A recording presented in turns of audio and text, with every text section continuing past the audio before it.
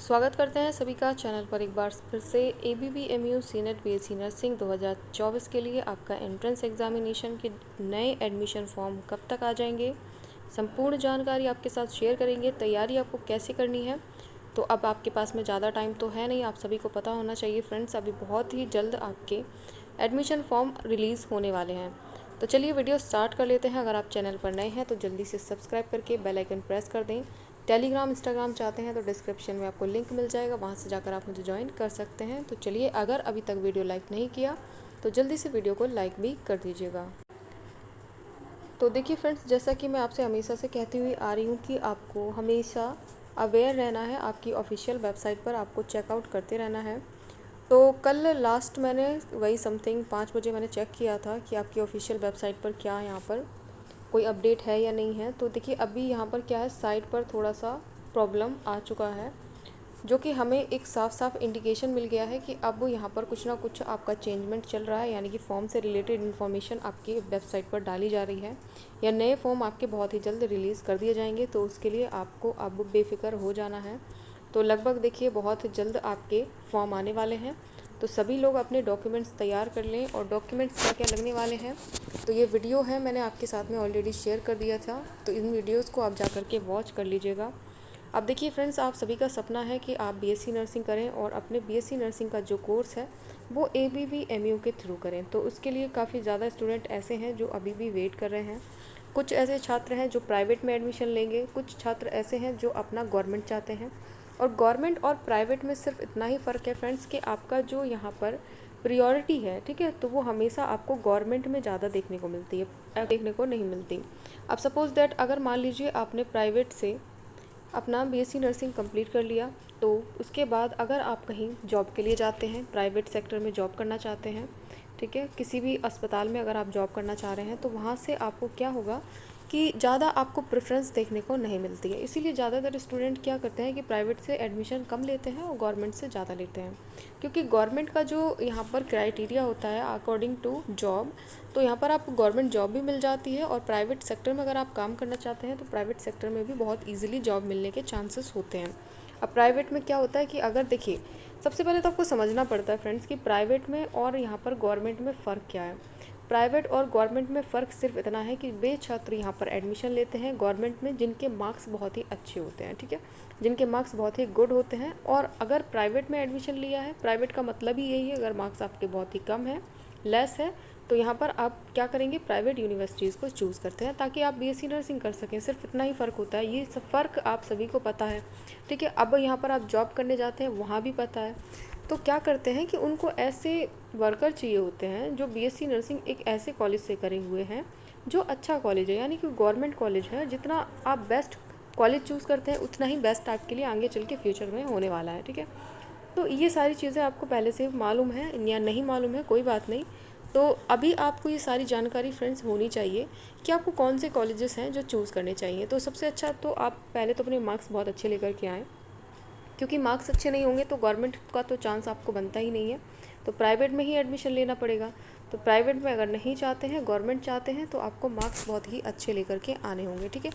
कोई भी आप कैटेगरी से बिलोंग करते हो, चाहे आप SC से हों, ST से हों, OBC से हों, फिर आप UR जनरल से हों, ठीक है, किसी से भी हों, इससे कोई भी फ़र्क नहीं पड़ता है। क्योंकि देखिए, कभी कभी ऐसा भी होता है फ्रेंड्स कि जो आपकी कट ऑफ है ना, वो बहुत ज़्यादा चली जाती है, ठीक है। तो अगर कट ऑफ ज़्यादा रही है तो कितने आपने मार्क्स लाने, कम से कम आपको 140 स्कोर कर लेना है। हर एक कैटेगरी की स्टूडेंट की बात कर रही हूँ, कोई एक पर्टिकुलर कैटेगरी स्टूडेंट की बात नहीं कर रही, ठीक है। तो यहाँ पर आपको 140 कम से कम मार्क्स लेकर के आने हैं, तो आपके थोड़े चांसेस क्रिएट हो जाते हैं कि आपको गवर्नमेंट कॉलेज मिल जाए, ठीक है। फर्स्ट राउंड में ना मिले तो सेकेंड राउंड में आपको मिल जाए, और सेकेंड राउंड अगर आपका हुआ तो बहुत ही ज़्यादा कॉलेजेस आपके गवर्नमेंट नहीं बचते हैं, ठीक है। ये आपको मैं पहले ही बता देती हूँ। कुछ चीज़ें फ्रेंड्स मैं आपको पहले से ही क्लियर करती हुई चलूँगी, तो वीडियोस आपको पूरा वॉच करना है, कभी भी स्किप करके आपको नहीं देखना है, क्योंकि हर वीडियो में मैं कुछ आपको नया ही बताती हूँ, कुछ पुराना रिपीट करके नहीं बताती। तो हमेशा ध्यान रखें, जब आपकी काउंसलिंग होती है फ्रेंड्स, तो राउंड फर्स्ट की जब आपकी काउंसलिंग होगी, उसमें जितने गवर्नमेंट कॉलेज हैं, ठीक है, तो उसमें से आपके 70% जो यहाँ पर कॉलेजेस हैं वो फर्स्ट राउंड की काउंसलिंग में ही फिलअप हो जाते हैं, ठीक है, और बच्चों को अलॉट भी हो जाते हैं। दूसरी बात करते हैं सेकेंड राउंड की काउंसलिंग में, तो यहाँ क्या होता है, बाकी जो 30% कॉलेजेस बचे हैं उनका फिलअप होता है, ठीक है। और अगर यहाँ पर चांसेस की बात करें, अगर मान लीजिए 10% चांसेस क्रिएट होते हैं आपके 5% या फिर 10% गवर्नमेंट कॉलेज बचने के राउंड 2 में, ठीक है, तो उसमें क्या होता है कि आपको मॉप अप काउंसलिंग दी जाती है, ठीक। मॉप अप काउंसलिंग यानी कि आपकी ऑफलाइन होती है। अगर आपको ऑफलाइन तरीके से इस बार होगी तो वो भी बताएंगे, और ऑनलाइन होगी तो वो भी बताएंगे। अगर कुछ चेंजमेंट होता है तो वो भी सारी जानकारी आपके साथ में टाइम टू टाइम शेयर करते रहेंगे। तो जब आपकी मॉप अप राउंड की काउंसलिंग स्टार्ट होती है तो उसमें जो बचे हुए कॉलेजेस हैं, यानी कि 5 to 10% जो कॉलेजेस बच जाते हैं, बहुत ही रेयर केसेस में, ठीक है, तो उन पर एडमिशन होता है। तो उसके लिए भी क्या करते हैं, जिन बच्चों के मार्क्स आपके यहाँ पर मान लीजिए 120 से लेकर के आपके बचे हुए स्टूडेंट बचे हैं आपके 140 के आसपास, वे छात्र यहाँ पर क्या करते हैं, अपना पार्टिसिपेशन दिखाते हैं और अपना एडमिशन करवा लेते हैं। यानी कि गवर्नमेंट की ही बात कर रही हूँ। और प्राइवेट की बात करूँ तो देखिए प्राइवेट में भी सिस्टम थोड़ा सा ही है, ठीक है, ज़्यादा अंतर नहीं है, 95 to 100 के बीच का ही अंतर है, लगभग सेम ही है। बस आपको प्राइवेट और गवर्नमेंट की आपकी प्रेफरेंस के अकॉर्डिंग आपको भरना होता है कॉलेज, तभी आपको कॉलेज अच्छे अलॉट होते हैं, ठीक है। तो मार्क्स के ऊपर भी डिपेंड करता है और आपकी प्रेफरेंस पर भी, चॉइस प्रेफरेंस पर भी डिपेंड करता है कि आपने कैसे चॉइस अपनी रखी है, ठीक है। यानी कि हाई कट ऑफ कॉलेजेस रखे हैं, medium to low cut off रखे हैं, medium to medium cut off रखे हैं, तो ये सारी चीज़ें बाद में शेयर करेंगे। तो अभी आपको जानना है फ्रेंड्स, आपका जो नोटिफिकेशन रिलीज़ किया गया था उसमें कोई अभी तक ऐसा चेंजमेंट नहीं है जिसे हम आपको बता सकें कि अभी फॉर्म का क्या यहाँ पर सिचुएशन है या फिर क्या अभी अपडेट है, ठीक है। तो यहाँ पर आपका नोटिफिकेशन दे रखा है, इसको डाउनलोड मैं काफ़ी बार आपको बता चुकी हूँ करके, और दिखा भी दिया था फ्रेंड्स काफ़ी बार। तो यहाँ पर दोबारा से इसको अपलोड किया गया था 28/3/2024 को, जिसमें आपको बताया था कि आपका जो सीनेट एग्ज़ाम होगा, ठीक है, कॉमन नर्सिंग एंट्रेंस टेस्ट होगा, उसमें आपको 9/6/2024 संडे का डे रखा गया है, इसमें आपको देखने को मिलेगा। और कॉमन पैरामेडिकल एंट्रेंस टेस्ट की बात करें तो 23/6/2024 को आपको देखने को मिला है, ठीक है। तो अभी करना क्या है फ्रेंड्स, आपको वेट करना है, अपनी ऑफिशियल वेबसाइट पर आपको बार बार से चेकआउट कर लेना है, यहाँ पर आपको चेक करना है। तो देखिए कोई भी यहाँ पर अभी तो अपडेट हुआ नहीं है, तो लगभग अभी टाइम लग सकता है थोड़ा सा, ठीक है, मिनिमम 3 से 4 दिन भी लग सकते हैं, या 24 आवर्स में भी इसको अपडेटेड होते हुए आप देख सकते हैं। कुछ ना कुछ तो यहाँ पर चेंजमेंट होगा, क्योंकि देखिए फॉर्म का भी लगभग टाइम आने ही वाला है, ठीक है। आपके 15 अप्रैल से लास्ट ईयर फॉर्म स्टार्ट हो गए थे, तो अभी आपकी काफ़ी यहाँ पर 10 हो चुकी है आज डेट, तो लगभग आज 10 के बाद में 15 में कितने ही दिन हुए, 5 ही दिन हुए, तो कुछ ना कुछ क्राइटेरिया होगा जो चेंजमेंट होगा, कुछ ना कुछ यहाँ पर अपलोड होगा या अपडेट होगी साइट, कुछ भी इन्फॉर्मेशन आएगी तो आपके साथ में ज़रूर शेयर करेंगे। तो अब देखिए बात करते हैं अपने स्टूडेंट्स का थोड़ा सा कन्फ्यूज़न यहाँ पर दूर करने की कि आपको पढ़ाई कैसे करनी है, ठीक है, स्टडी आपको किस तरीके से करनी है। तो सिलेबस तो आप सभी को पता ही है फ्रेंड्स, आपका 12th क्लास का टोटल सिलेबस रहने वाला है। उसके अलावा आपको नर्सिंग एप्टीट्यूड पढ़ना पड़ता है, ठीक है। सिलेबस के ऊपर मैं काफ़ी सारे वीडियोस दे चुकी हूँ, तो वो सारे वीडियोस आई होप आपने वॉच किए होंगे। तो एग्ज़ाम यहाँ पर किस तरीके से आपका रहेगा, हिंदी या इंग्लिश रहेगा, तो देखिए अभी तो यूनिवर्सिटी के थ्रू यहाँ पर अभी कोई ऐसा नोटिस नहीं है जिससे हम क्लियर कर सके कि आपका इंग्लिश में ही एग्ज़ाम होगा या आपका दोनों मीडियम में एग्ज़ाम रहेगा, ठीक है।